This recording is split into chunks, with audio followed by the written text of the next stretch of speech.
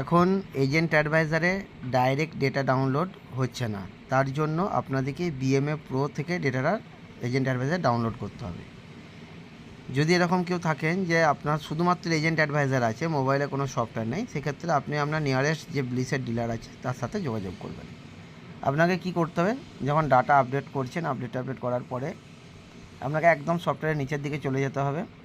এই যে নাম্বারিং আছে 38 নাম্বার যেটা আছে, এজেন্ট অ্যাডভাইজার ডাটা আপলোড, অনেকের 37-এ হবে, অনেকের 38-এ হবে। এজেন্ট অ্যাডভাইজার ডাটা আপলোড, এইখানে যাওয়ার পরে আপনাকে আপলোড করতে হবে। যখনই আপনি আপলোড করবেন তো এখানে অটোমেটিক প্লিজ ওয়েট বলে আপলোড হয়ে যাবে। আপনার ডাটাটা আপলোড কমপ্লিট হয়ে গেল।